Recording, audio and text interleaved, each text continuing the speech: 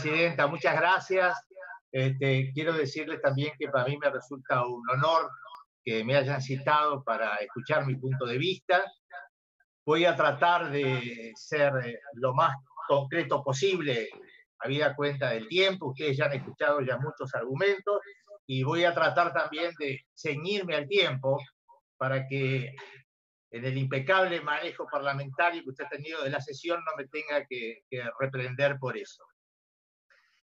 Yo voy a tratar de demostrar, señora presidenta, que el proyecto, tal como está presentado, no solamente significa una vuelta al pasado, es decir, al periodo preconstitucional, sino también que no se ajusta al texto de la Constitución y además que desconoce la doctrina del justicialismo al respecto. Digo esto porque me gustaría que recordemos cómo se llegó al actual texto constitucional desde que se recuperó la democracia. Y en este sentido, todas las reglas que tiene la Constitución en materia federal y también las fiscales, el Partido Justicialista ha tenido una importancia subida, importante.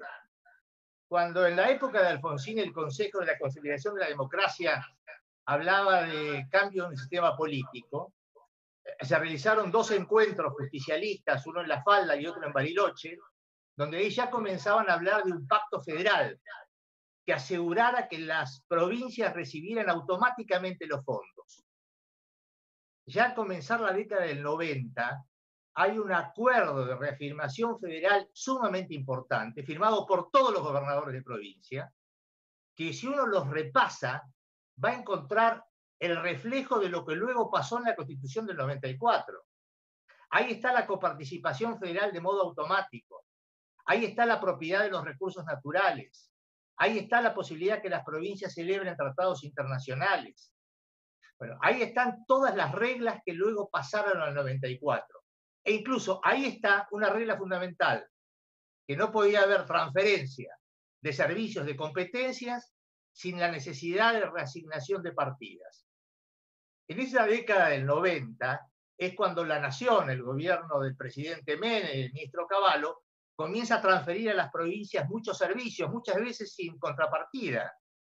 Y hay un pacto fiscal del año 1992, artículo 6, donde repite el mismo principio. Sin acuerdo de las provincias no puede haber transferencia de servicios. Tiene que haber acuerdo de provincia. A la Convención Constituyente fueron casi todos los gobernadores. Ahí estaba Reutemann, ahí estaba Duhalde, ahí estaba Marín, ahí estaba Agusti, incluso el miembro informante de las reformas federales fue el gobernador Marín de La Pampa. Y todas estas cuestiones, bueno, se vuelcan en el artículo 75, inciso segundo, que ustedes han analizado tantas veces, que esencialmente lo que trata es que no puede haber nada referido al reparto de fondos o de transferencia de servicios sin consentimiento de las provincias. Es tratar de devolver la dignidad a las provincias para que puedan preservar su autonomía frente a un poder central que muchas veces te asfixia. Es contra la discrecionalidad, es contra la unilateralidad en las decisiones. El gobierno de aquella época tomó muchas decisiones que significaban detracciones a las provincias. Esa es la reacción, por eso se coparticipan constitucionalmente todos los recursos, menos de asignación específica, menos los derechos de importación y exportación. Y por eso se establece el federalismo de concertación. El federalismo de concertación, como lo conocemos, nace en esos documentos previos, incluso de los gobernadores justicialistas. Por supuesto, un punto. Segundo punto, la ciudad, como ustedes saben, tiene la misma jerarquía en este punto que la provincia. Por el texto de la Constitución, porque lo ha dicho la Corte muy claramente, que es una ciudad constitucional federada y es un actor dentro del federalismo fiscal argentino. Tercer punto, la cuestión de este famoso convenio. Señora Presidenta, yo creo que el convenio tiene una vigencia absolutamente legítima. Y explico rápidamente por qué. Está el acuerdo bilateral de Cava de Nación con provincia, está el decreto de asignación de los puntos, está la ley de la Ciudad de Buenos Aires que lo aprueba cuando sale la asignación de fondos. Quiero decir, que integra el convenio y la asignación de fondos. Esto no fue una transferencia de servicios y competencias sin fondos. Cuando salen los puntos de la coparticipación, sale la ley.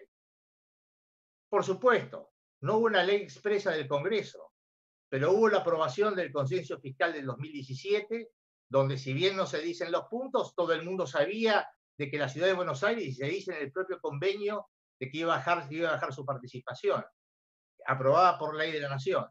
El segundo pacto, el pacto del 2019 de diciembre, donde nuevamente las provincias ratifican o convalidan lo que estaba pasando con la ciudad. Están todas las leyes de presupuesto, donde no aparecen los fondos de la Nación para los servicios de seguridad. Con lo cual, yo creo que está perfectamente convalidado. Pero voy al siguiente punto. Esto no puede ser dejado sin efecto unilateralmente, y por varias razones. En primer lugar, dos principios jurídicos básicos. La continuidad jurídica del Estado. No hay dos poderes ejecutivos nacionales. No está el poder ejecutivo de Menem, el poder ejecutivo de la Rúa, el poder ejecutivo de Macri o el poder ejecutivo de Fernández. Es un solo poder ejecutivo. Y el Estado no puede desconocer lo que ha hecho ese mismo Estado anteriormente. Es la doctrina de los actos propios. Doctor, le tengo que avisar que estamos en tiempo, disculpe. Voy a los últimos minuto y medio, si me permite la presidenta. En consecuencia, esto no puede ser dejado de lado unilateralmente por el Estado, no solamente porque esto rompe la Constitución, sino también por estos claros principios. Dicen que se le dio mucho, que se le dio un exceso, o que no hay una ley. Dos caminos, o un nuevo acuerdo, o un nuevo convenio, que es posible para renegociar, o de lo contrario, el otro camino es judicial. No hay otra salida. Último punto. El proyecto que ustedes tienen en tratamiento es exactamente lo que la Constitución no quiere, que es una transferencia con asignación unilateral de recursos. Eso es inadmisible en términos constitucionales. Es decir, te paso los servicios y te fijo el monto, y yo te digo cuánto es. Bueno, por eso digo que esto es preconstitucional. Es decir, esto es antes de la Constitución del 94. Esto es volver una regresión a los periodos de sometimiento más brutales de los estados provinciales al poder central. Termino, señora presidenta, y discúlpenme los problemas de conectividad. Miren, entiendo cuáles son las necesidades políticas. Me parece que conviene recordar, hay una metáfora muy buena que hizo un constitucionalista noruego, que era John Elster, que decía que el cumplimiento de la Constitución era como la metáfora de Ulises con las sirenas. Como ustedes saben, cuando Ulises volvía a su hogar y pasa por el mar en un lugar donde las sirenas cantaban muy bellas y los marineros se tiraban al mar y morían, entonces dice, átenme al mástil y a todos los marineros tápense los oídos con cera para no sucumbir a los cantos de la sirena. Y él se decía, atarse al mástil es atarse a la Constitución, porque muchas veces las pasiones humanas, los intereses políticos, nos hacen desviarnos de la Constitución. Y los intereses políticos, señora presidenta, son efímeros, son momentáneos, son circunstanciales. Las mayorías de hoy son las minorías de mañana y viceversa.